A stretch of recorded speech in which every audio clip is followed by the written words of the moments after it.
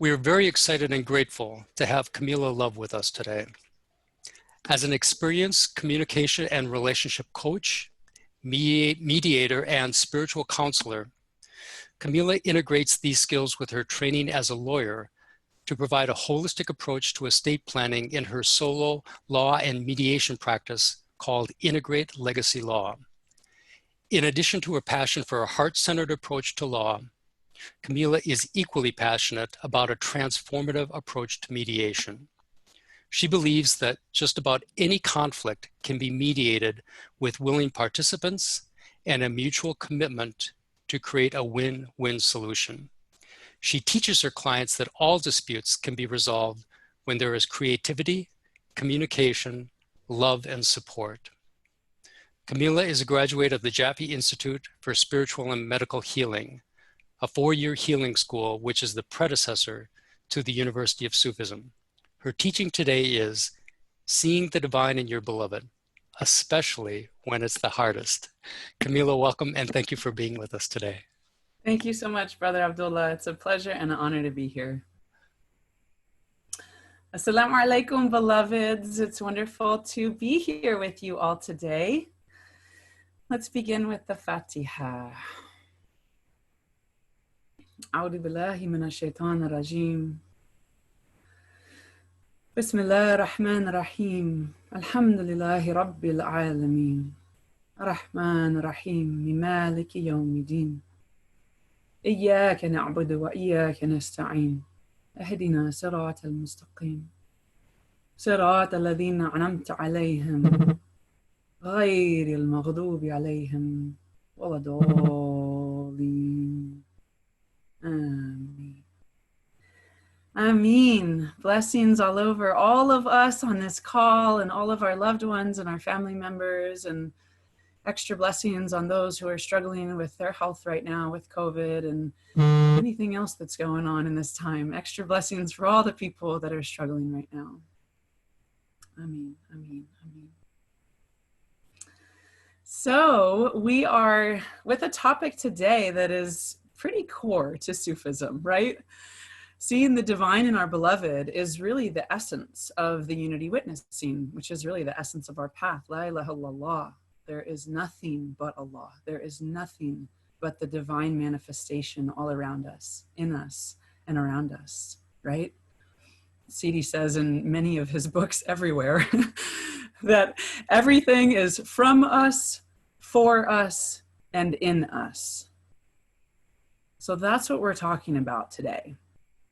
And I'll just say at the beginning, I welcome your comments, your questions, your life experiences. So because we have a smaller group today, I really encourage conversation. I encourage questions either through the chat box or through raising your hand, and then Abdullah will unmute you. So please feel free to really jump in and bring your life experiences and ask questions. And we're gonna work together on how we can live in a way that we're witnessing more and more the divinity in ourselves and the divinity in others. So I'm going to begin by lighting a candle here, and I'm lighting this candle with the prayer that we are walking on our path of witnessing the divine, right?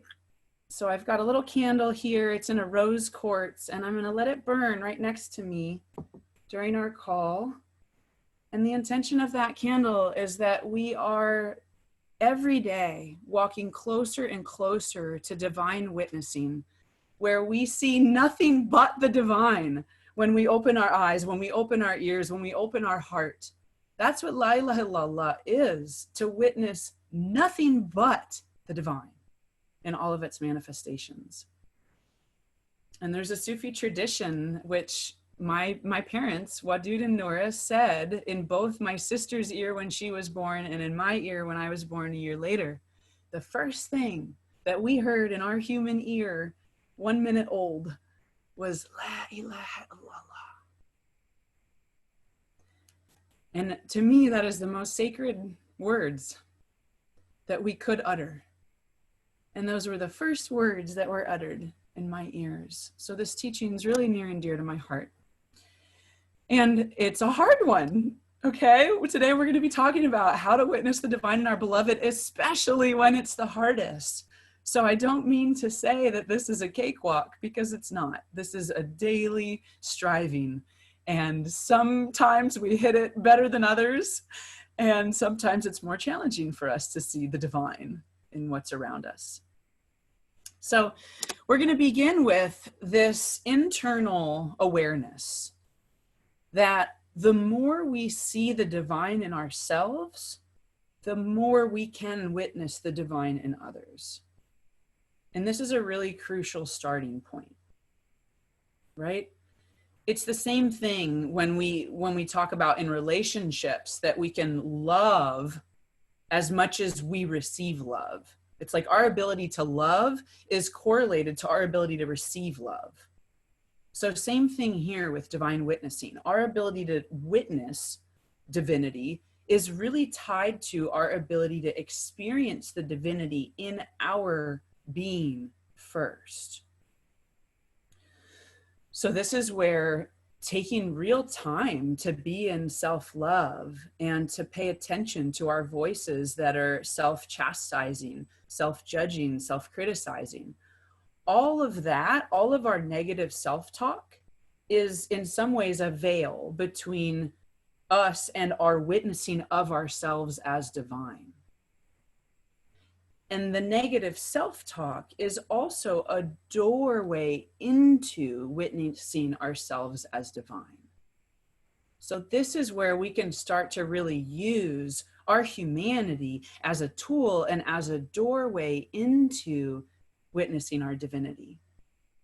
What I mean by that is, if I have a part of myself where I'm feeling shame, I'm blaming myself, I'm upset about something I did or didn't do, that's a doorway for me to start with holding this part of myself that's occurring to me as a shortcoming.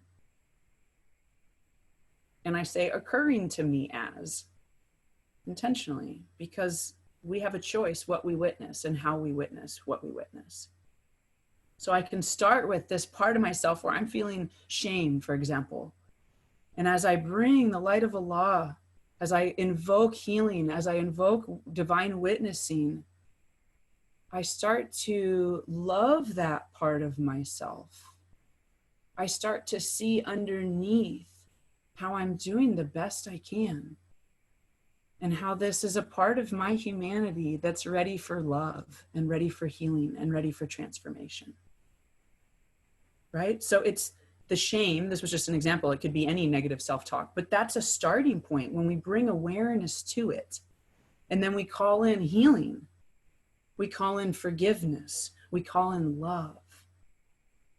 And that's a little example of how we start to shift from a negative understanding of ourselves in that place to a divine witnessing of ourselves in that place.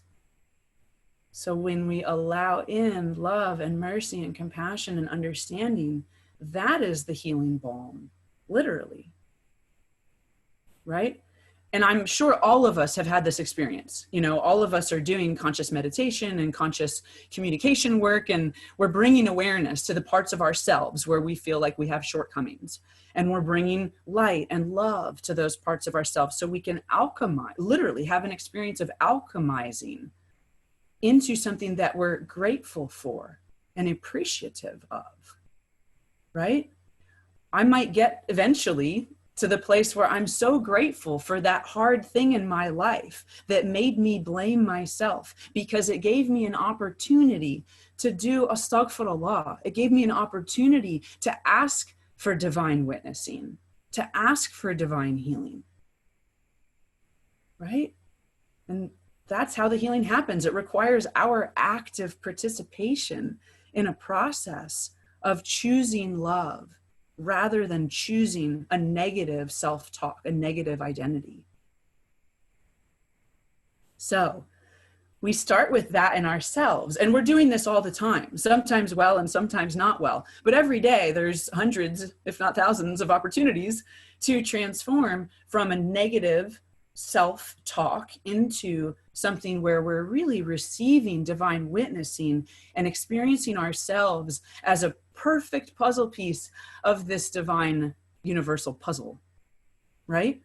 And it really comes from faith. It comes from this belief that there is a divine perfect puzzle. That's faith. So from that perspective of, I know everything is perfect, I just got to look underneath how it's occurring right now so I can see the perfection in it. Because we don't always see the perfection on the outside. And it takes us humbling ourselves to look inside and ask, what's the wisdom? What's the medicine? And in that transformational process, we start to witness ourselves as divine.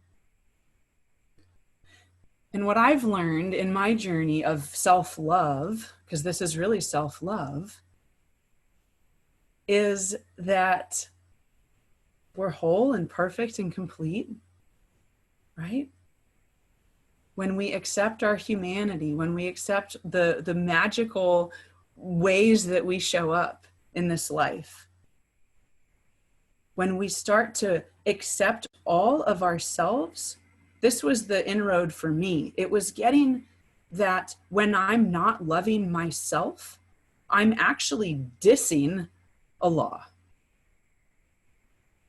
If I'm not in adoration of this creature, this being, then I'm not honoring Allah's creation. I'm not in prayer in that moment. And that was a huge turning point for me to really get, because I care about my prayer. I care about Allah. I care about being in humility and in prayer. And when I connected those pieces, like, whoa, if I'm not loving myself, I am not adoring Allah's creation. That was a big one for me. So I welcome you to share in the chat box anything that you've experienced that's coming to the surface to share around your journey of self-love, your journey of witnessing yourself as divine. Because that's the beginning of witnessing another as divine.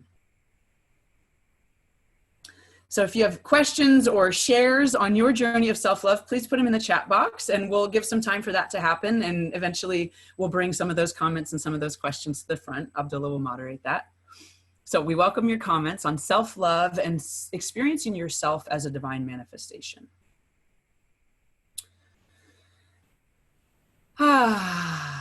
And where is that the hardest for you? Right? Because that's the juicy stuff. That's where we have wounds or veils that are available for us to heal, available for us to call in divine light. So let's see, I'll share from my personal life right now. I've spent a good amount of my adult years living either alone, like having my own apartment, or living in a community housing situation where it's several basically single adults co-housing together. So I've had an experience in my own personal living space for the majority of my adult life, mostly living alone or living in community, but not being in a relationship like a partnership or a parenting-child relationship. So one of the things that's been coming up for me recently, where it's been challenging for me to love myself, is this summer, I've just moved into a home with my partner and our child. And it's really the first time that I've been living in a home with my partner and our child.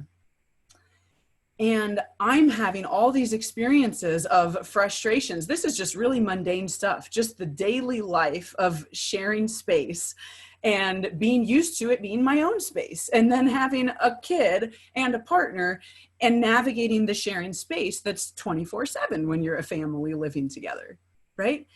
And so I've seen so many ways where I'm not patient or where I want it the way I want it, and I'm crappy about when I don't get it the way I want it. And I'm seeing all of my ego stuff where I want it the way I want it, and I'm pissy when I don't get it the way I want it.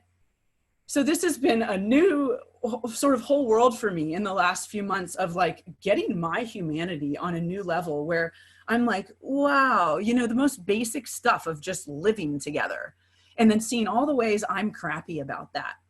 And I can easily go into, oh, I'm a pretty crappy person. I'm a pretty crappy person to live with. Or, you know, why can't I do the simplest things? Like just be kind on a day-to-day basis, you know? And so I've been looking at these parts in myself recently and bringing patience, bringing kindness, bringing love, and just getting, you know, these are the humanity and the ego pieces in me that haven't had the perfect storm in life yet for them to arise to the level of being witnessed by me. So I get to see new crappy parts of my humanity, and I get to love them. And I get to see how beautiful it is that they come up. For example, my partner saying, I need more kindness. You know, you're not kind every day. I need kindness every day. And me taking that hard pill to swallow and realizing, wow, I might not be kind to the person I love the most in my home. And then just holding that like, okay, I haven't had to walk through this yet. There's nothing wrong here. There's nothing wrong about me. On the contrary, it's a gorgeous opportunity for me to learn how to be more kind. I want kindness. That's a beautiful quality. I want to live from kindness, and I want to show the people I love most kindness, right?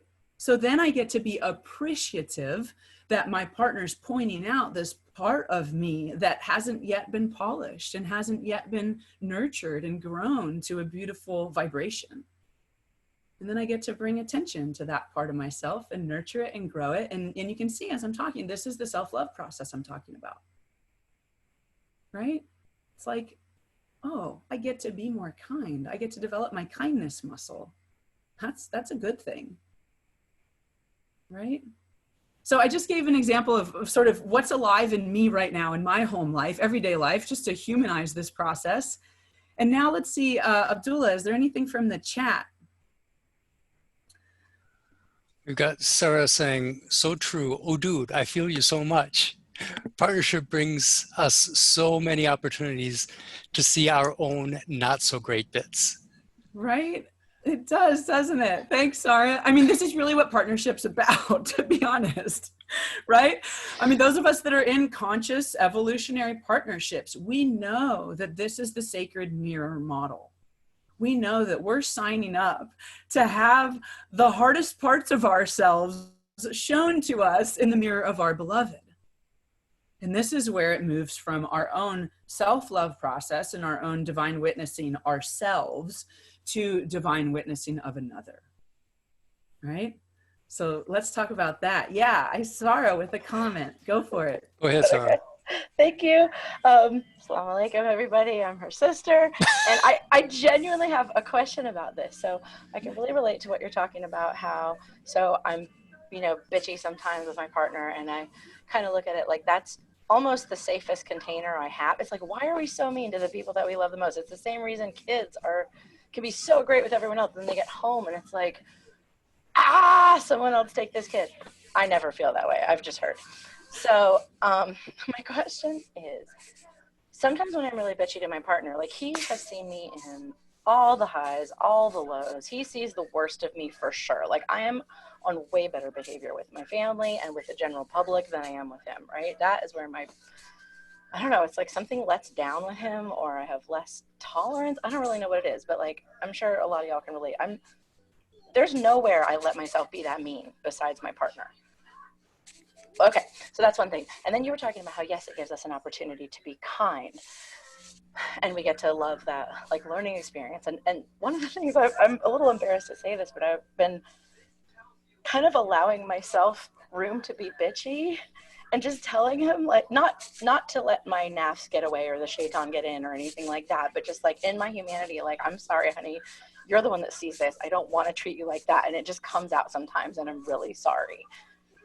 And I could I mean, that is kind of being kind, but like still allowing myself my humanity. And then weirdly, that for some reason gives him more latitude to have his shortcomings too.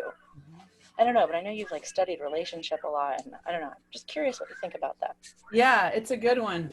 I'm gonna mention this book real quick. I don't know how many people are familiar with this book. It's called Getting the Love You Want. It's a classic from, I would say, 70s or 80s is when this first came out. Two PhD psychologists, Harville Hendricks and Helen Hunt, and they're a married couple. This is an incredible book for relationships. And I'm going to answer, your question with basically a model that I got from that book, which I think is super spot on.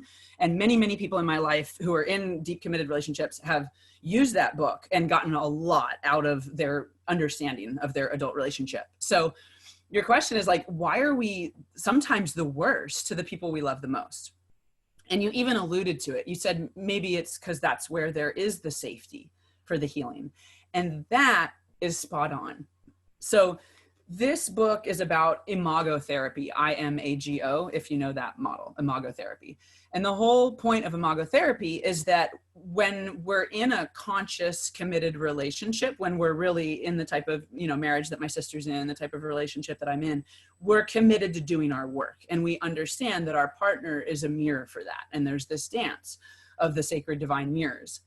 And so the imagotherapy model says we attract that partner who has just enough of the negative character traits of our caregivers from childhood that were triggered, just enough of the negative character traits from our caregivers that we are triggered by our partner.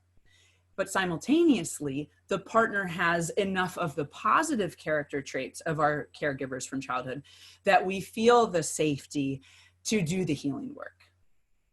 And I am aware of this all the time with my partner. It's like we have just enough to trigger each other so these topics come up for healing.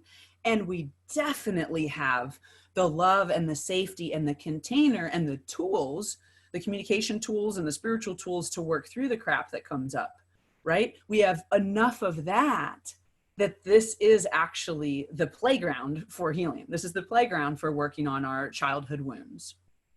So yeah, we do get triggered by our partner. It's a divine trigger. And they also luckily have the safety and the compassion for us to work through what comes up. At least that's the model. That's the goal. Yeah. And I love the sort of second part that you said about, it seems like when I'm in my gunk, it gives my partner more permission for him to be in his gunk, right? Because that's another valuable aspect where we want to be able to just let loose, let down, not be perfect. And that's another important quality to allow and to grow and nurture in a relationship is hey, we can be human. We can be who we are. We don't have to be any different than exactly who we are, exactly how we are. Yeah. And creating a space where that letting your guard down is really welcomed and shared for both partners. Yeah, it was like what you're talking about, like loving the embarrassing or shameful bits of myself. Allow me, like when I see the bits of himself that he's working on that he doesn't like, I'm not as judgy. Because when I judge myself so harsh, it was like I had no tolerance for him. I was so judgy. And that's not fun, and that kills the love. But like when I look at myself and I'm like, oh, I'm just bitchy, or I'm just tired, or I just don't have any capacity anymore, and so I'm not acting at my 100% best. And then it's like, oh, well, you have your moments where you're not at your 100% best, and that's okay too. Yeah. I don't know, like allowing room for my humanity just really helped me allow room for his. Yeah. Thank God. Because hello, we're superhuman. Yes.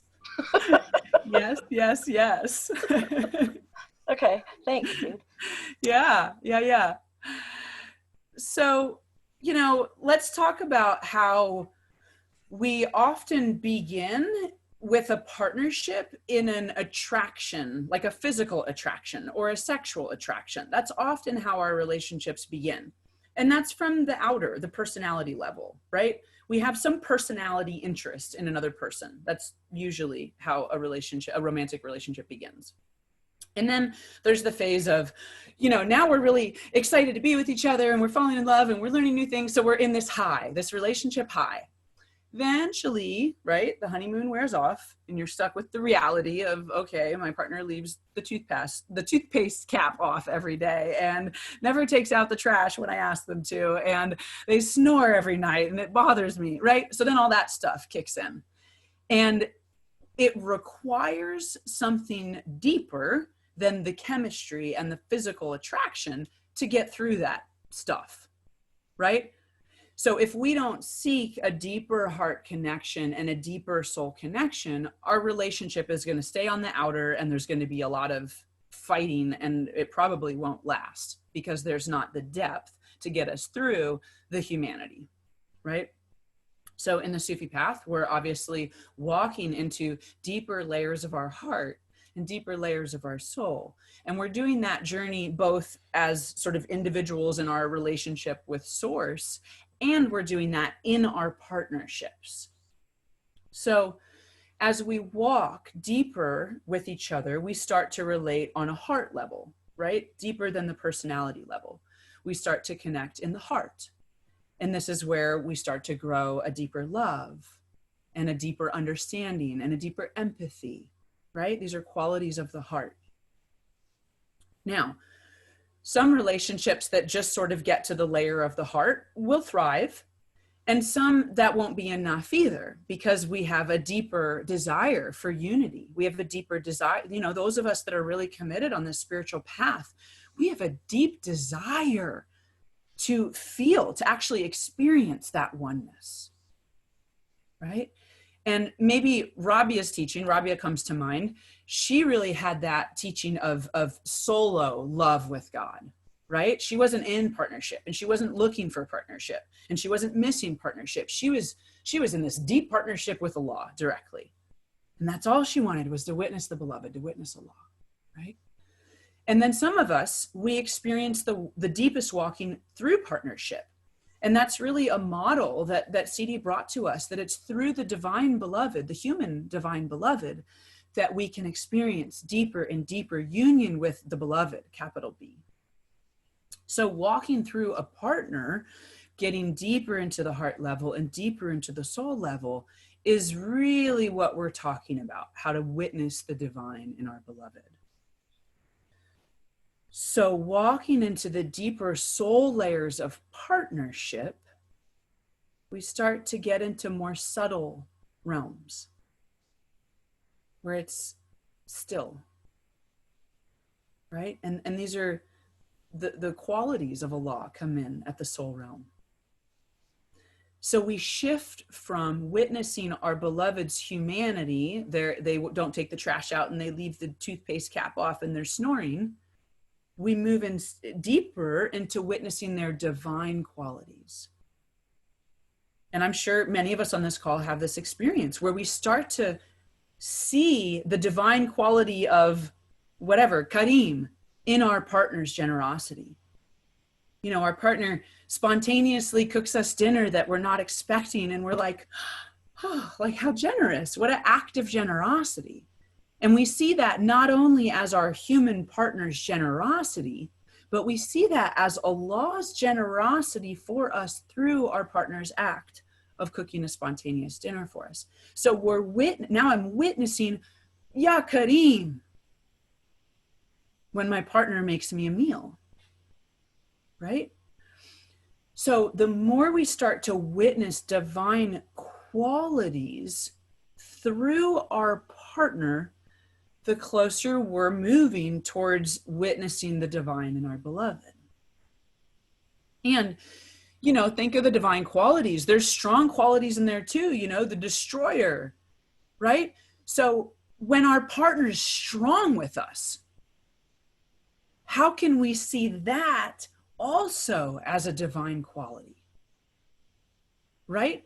I mean, anger, as an example, if our partner is angry, and we're feeling anger, and anger is being expressed, well, there's a very righteous anger from a place of core values. You know, if I can hear underneath my partner's anger what the value is that my partner's standing for, I'm going to start to look at that anger a little differently. I'm going to see it as like a divine anger that's standing for something, that cares about something. And then I can get behind it like, wow, I see that you really care about that. And I care about that too. So it's seeing what's underneath instead of playing with this anger on the human level, which Lord knows we can just escalate and escalate and escalate, which causes separation between the two human beings. Instead, it's like, what my divine listening. Okay, anger is what I hear on the outside. Let me tune in at a deeper level. What do I hear on the inside? And if you're lucky, you may be able to really feel and connect with a divine quality that's coming through. You may be able to shift your perception to be in the perception of divine reality, instead of in the perception of my partner is angry and I'm scared. I'm gonna pull away or hide or protect or whatever. So that's a big one, right? How can we hear the divine qualities through our partner's words and actions? The full range of divine qualities, from the sweet stuff to the intense stuff. Because we are that. We are a full range, right?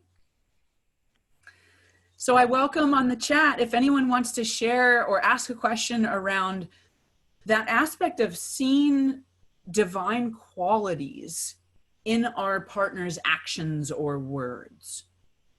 Right? I'm just interested to hear anyone share or ask a question on how's that going for you in your life? Have you been able to shift the perception to really feel and hear the divine coming through, no matter what your partner's expression is? So Kamela, we have a comment and a question from Latifa and Hassan. And they write, that's so profound. Pages 22 to 36 of Reality of Gnosis. Everything's a mirror. Relationship makes that so obvious. I imagine that's a big part of why CD wanted us to be in a relationship. That's imago work. I love it. Latifa and I use those techniques together with the Sufi teachings.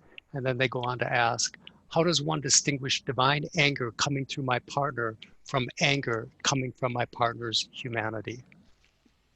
Great question. And there's different layers of an answer. From the layer of divine lahut, witnessing, is there a difference?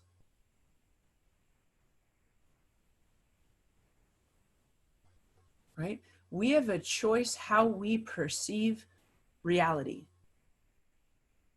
Those of us who've done a lot of transformational work start to really get that our experience of reality is completely through our subjective lens of our beliefs, our pains, our fears, our expectations, our hopes, our desires. We are always perceiving the world through this intricate lens of our life experiences. The beauty in that is we have a choice how we witness everything. So on the lahut level, partner is expressing anger. We have a choice how we perceive that. We can witness La ilaha illallah. From that layer, there's no difference between, the question is the anger coming from the divine or from my partner's humanity. La ilaha illallah. There's nothing but Allah. It's on us to create that witnessing.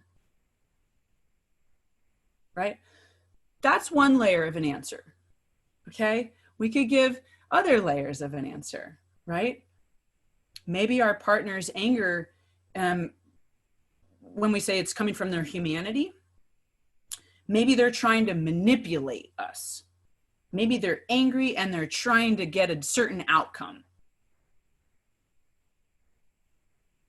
How can we hold that with love and reverence and look at what's underneath their anger? And how can we look at this anger as ours? Because everything is from us, for us, and in us. When it goes back to that faith piece I was talking about earlier, from this perspective of, I see the world with faith, I believe in the divine perfection of everything, then there's divine perfection in my partner yelling at me, even when she's trying to manipulate me and get a certain outcome. So if I hold that with sacredness, then I'm looking for what's the lesson for me? What's the teaching for me? What's the voice for me in my evolution? Because this manifestation is exactly perfect. Exactly the way it's coming out, or it wouldn't be happening. And it's for me 100%, or it wouldn't be happening. It's like, I often wonder, I'm not there yet, but you know, when we arrive at the place where we really see the divine witnessing and everything, I wonder what that's going to be like, because it's going to take away all the fighting with what's out there. How much do you engage in a fight of some sort with what's showing up in front of you? All the time. I do, all the time.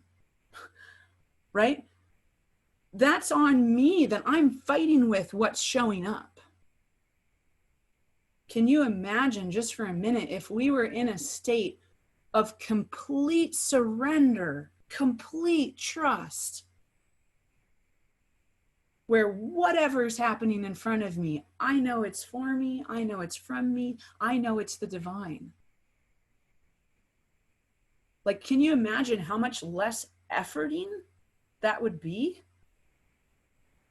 And can you see how much we actually fight with what manifests in front of us and how it manifests in front of us?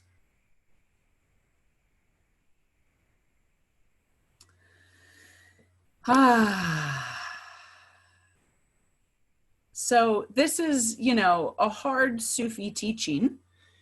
And I'll say it in the words that my mom, Nura, actually uses when she teaches.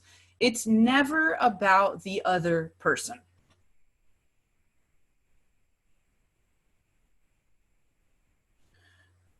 If it's never about the other person, like if you take that on in your relationship as a fundamental truth, if you take that on as a fundamental truth, then you're already stepping into everything is for me, from me, and in me.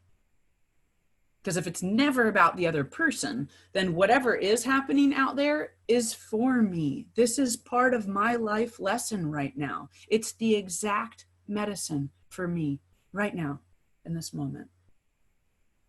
What if we related to our surroundings that way?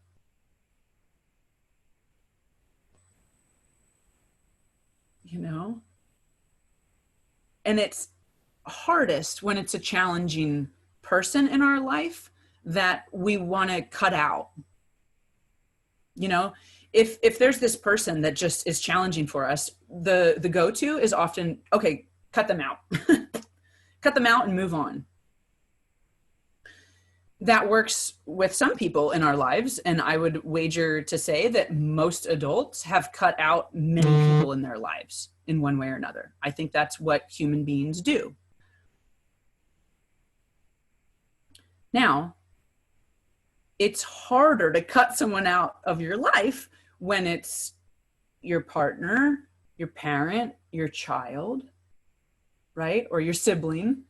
Lifelong relationships are much harder to cut that person out of our life. There's a beauty in that. This is why the people closest to us are the best divine mirrors. Because we have the motivation and the depth of love to work through what comes up. It's like the love is the entrance ticket to doing this kind of transformational work. So be really, really, really grateful for the love, because that's the motivator. Because we love our partner, we want to work through what's coming up. Because we love our parent or our child or our sibling, we want to work through what's coming up. And I've been looking at that more deeply recently, like, wow, look at the power of love in our lives.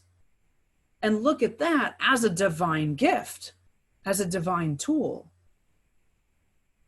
right? It's like Allah puts the love in our heart, and it's that love that motivates us to heal our wounds and to step closer and closer to divine unity as a lived experience.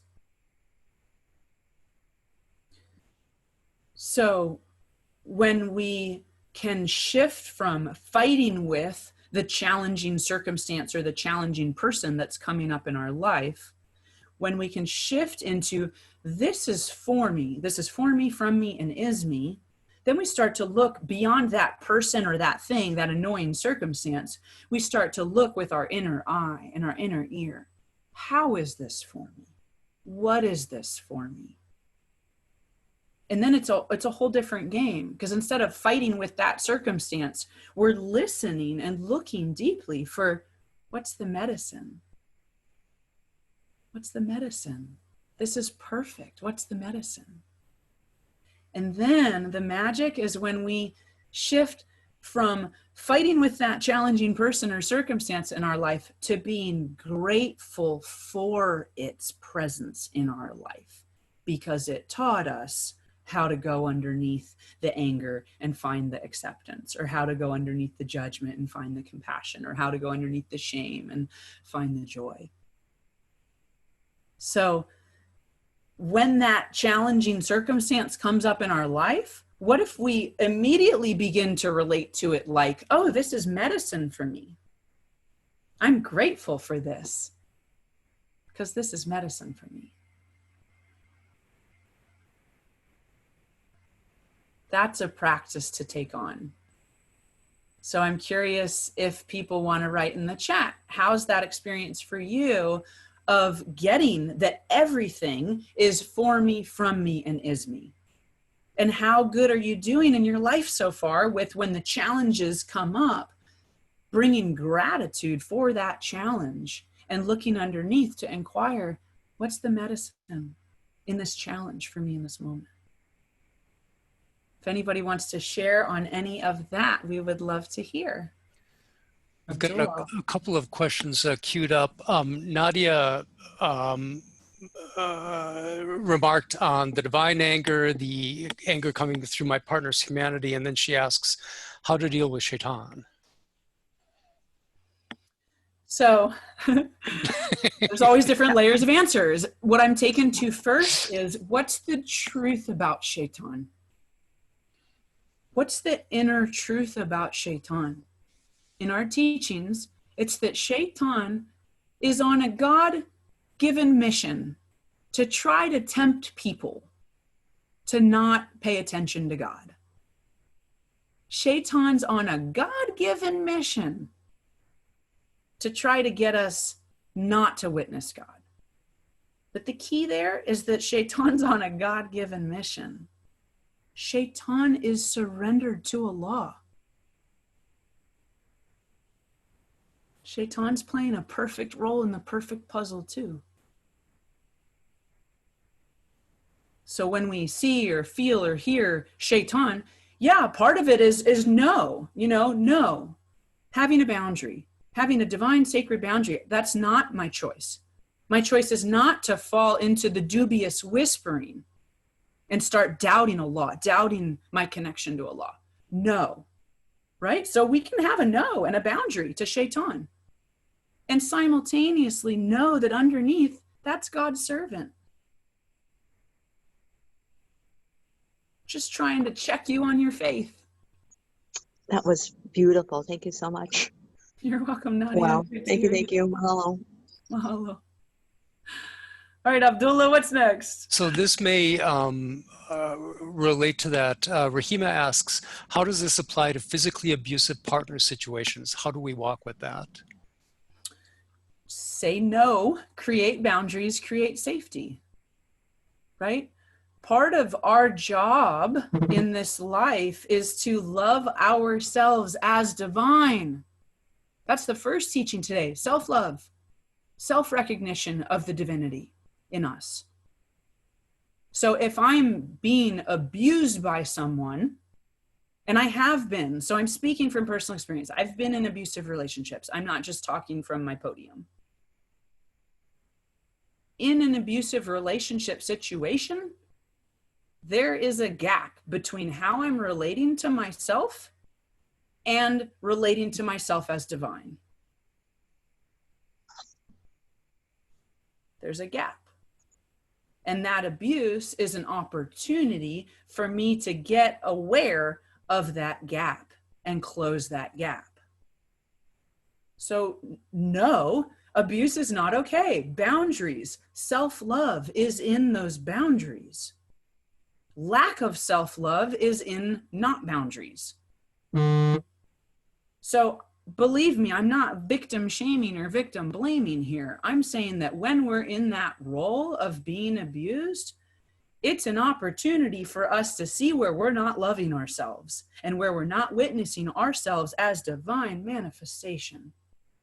And as soon as we get that and we start working on that, guarantee you we're not going to tolerate that abuse in the same way. We're not going to continue in the existence of that abuse in the same way. So that hard situation in our life that looks like abuse is an opportunity for seeing where there's a gap between how we're relating to ourselves and relating to ourselves as fully divine. And we can, the deepest part here, bring it full circle, is we can eventually be appreciative for that challenging circumstance in our life because it brought us to, whoa, I am not loving myself as divine. And I needed, for whatever reason, I needed that exact storm, that perfect storm was the medicine for me to get where I'm not loving myself as divine and to make that shift, to start loving myself as divine. Yeah. Anything else, Abdullah, of interest on our thread? So Sandra relayed a situation that she was a witness to, and rather than me reading it, Sandra, if you want to unmute yourself, feel free. And if you have a question about that, go ahead and ask it. In the meantime, Sarah says, one thing that I found helps me to discern what's the medicine in this situation is, what have I been praying for? Or what have I been working on in terms of my spiritual walking? Usually God is giving me exactly what I need to build whatever it is I've been praying for. Such a good point. And I'll add to that, what are we unconsciously praying for? Right? This is a big one. Like, what are you praying for that you don't know you're praying for because you're manifesting that right now? We're creators. Along with the creator, we have been bestowed with creation energy, right? So we are actively manifesting everything that shows up in our life. That's part of the unity. That's part of the divine unity witnessing. That we are actively manifesting and creating everything that's showing up in our lives the way it's showing up. So riffing off of what Sarah said, another important component is to start to be aware of what we are praying for that we might be lacking awareness on. You know, we might be saying, this is a terrible example, but it's the first that just came to me. It's like someone who's saying like, oh, I wish my mother would just die. You know, oh, my mother's such a pain in the ass. I wish she would just die. You like that kind of attitude. It's like you are literally creating with your words, I wish my mother would die. And that's the kind of talking that we're not aware of consciously, that we are creating actively with our words. So if we have a challenging situation in our life, you know, Sarah's saying we usually get what we're praying for. So sometimes it can be a really valuable journey to look at, what am I creating in my life right now that's coming from an unconscious place or a not intentional place? Because we're creating everything around us. Anything else there, Abdullah? Appreciative comments from many. Preach, girl, this is a profound truth to what you are saying. So no questions in the chat box. If anybody wants to unmute themselves and speak, now's a good time. I'm going to actually raise your hand if you want to speak, and then Abdullah can call on you, because I'm going to continue with the next teaching, but Abdullah will see a hand up and he'll call on you. Sounds good. So I'm going to bring it into, for the last few minutes, I wanted to bring this into divine witnessing of our beloved when it comes to making love. okay? Because this is actually a really deep Sufi teaching. So, you know, CD talks about watering the tree of our relationship, watering the tree. What does watering the tree mean in our Sufi poetic parlance? It means making love, right? So think of your relationship as a plant that needs water to grow. On a very basic level, making love is the water of your relationship, right? So spending intimate sexual time with each other is part of the design of how we can experience seeing the divine in our beloved. And when we get into conscious lovemaking, we get to start to taste this real exalted state of divinity through the human flesh experience. And the extent to which we are, remember at the beginning of the talk today, it begins with self-love and knowing ourselves as divine. And then we start to extend listening to our partners as divine, starting to hear the divine qualities through their speaking and through their actions. And then from that place of witnessing ourselves as divine and witnessing our partner as divine, we get to come into unison, making love. And then we're divine, witnessing divine. And this is all over CD's writing, you know, sometimes it's more explicit and sometimes it's more covert, but there, and Rumi's poetry, I mean, Sufism is very deeply aware of the ecstasy, the divine ecstasy in the union of two humans in worship of Allah. So the more you work on your own self-love, the more you work on listening to your partner as divine manifestations, the deeper your ability will be to come into union with each other in lovemaking in a way that is Allah meeting Allah. And that's actually what we are all hungering for. Allah says, I was a hidden treasure that desired to be known, so I created all of creation to know me. What does that mean? To me, that means the purpose of this manifestation, the purpose of this creation, the purpose of my life, the purpose of your life is to know Allah. The purpose of our life is to know Allah through ourselves and through everything else that manifests around us. And our partner is one of the hardest and easiest places to do that.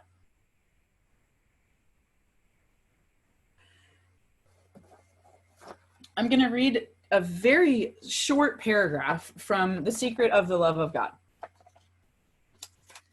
And listen to this short paragraph from the lens of seeing the divine in everything.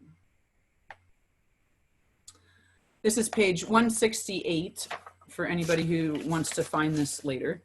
This is page 168 to 169.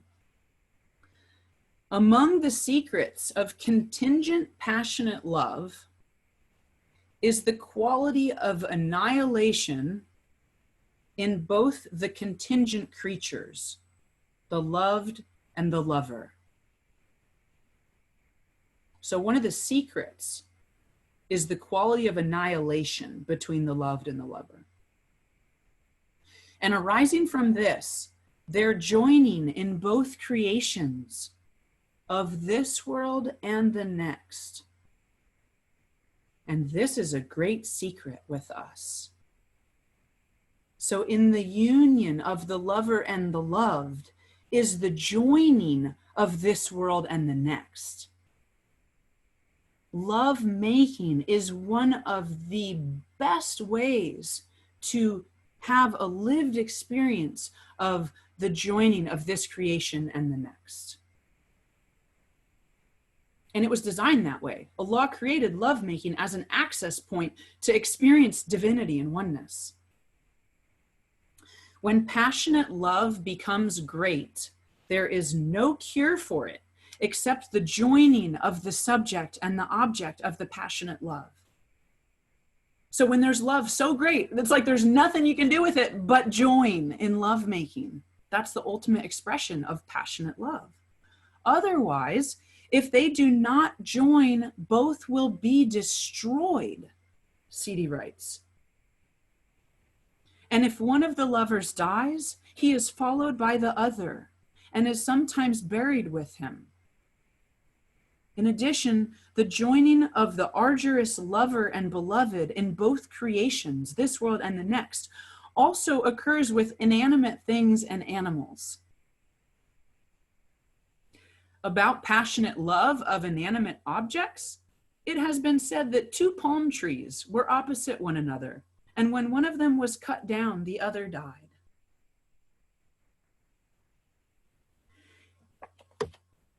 We are made, like the Quran says it, we're made in pairs. What's the mystical wisdom in that? It's everything we're talking about today, to experience the beloved in the other, even the palm trees.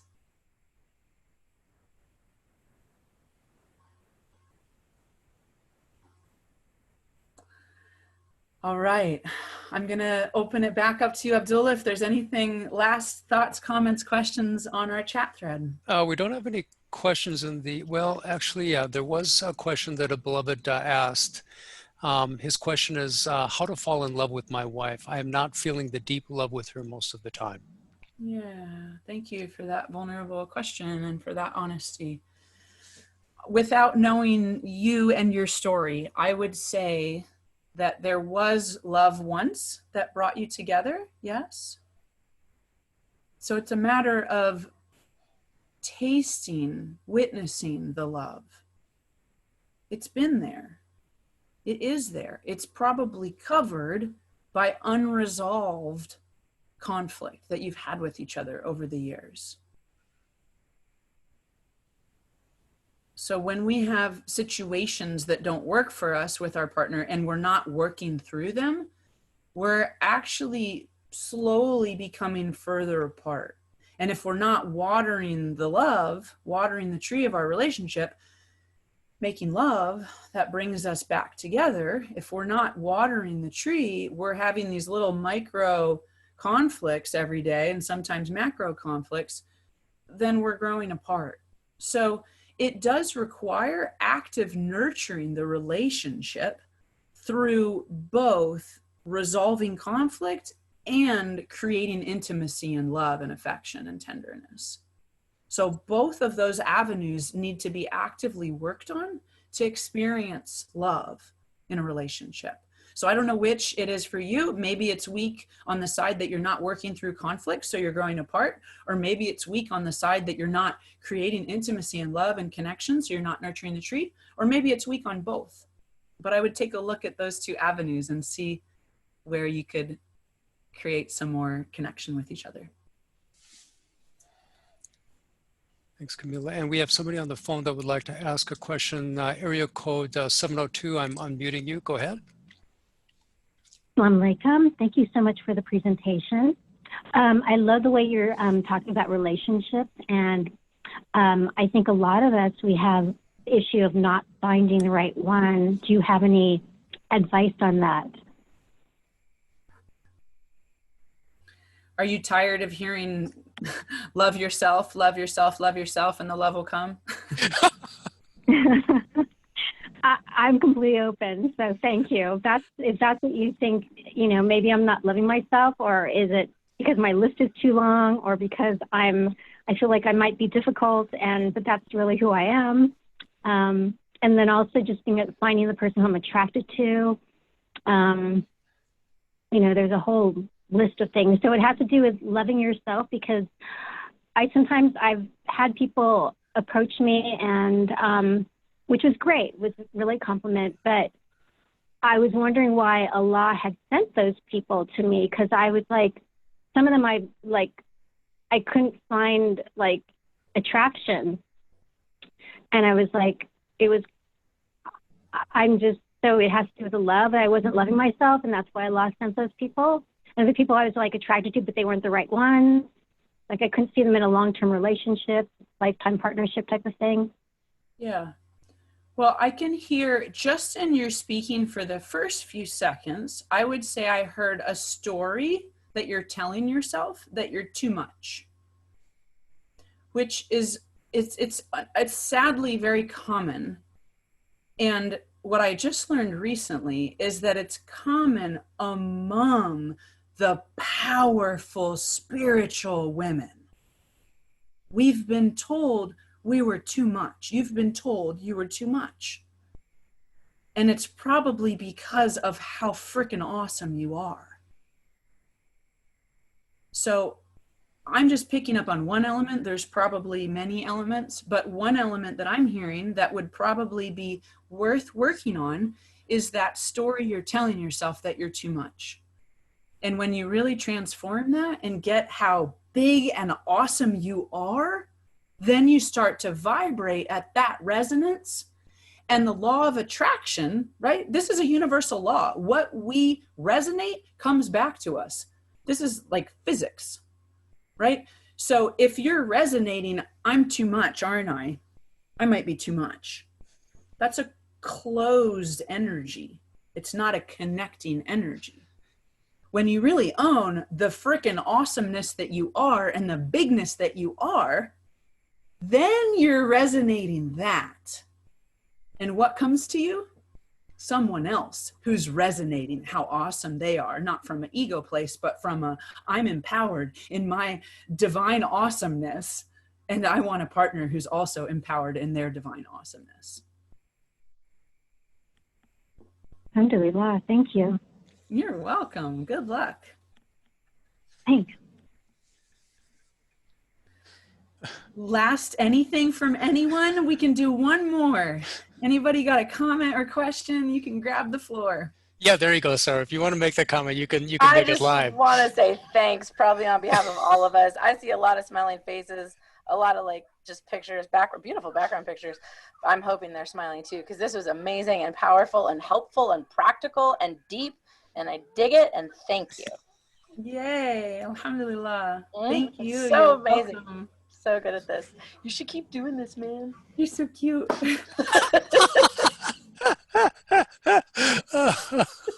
And thanks, Abdullah, for hosting as always. You're very welcome. You're very welcome. Primo host. A big thanks to the Minneapolis Sufi group and to Abdullah in particular and to Rahima Rittenbow, whose idea it was to have me on the show. Yes. A big thanks to my mom and my dad for raising me with such consciousness and amazing skills. A big thanks to my sister for supporting the show and letting everybody meet Isaac at the beginning before the curtains open.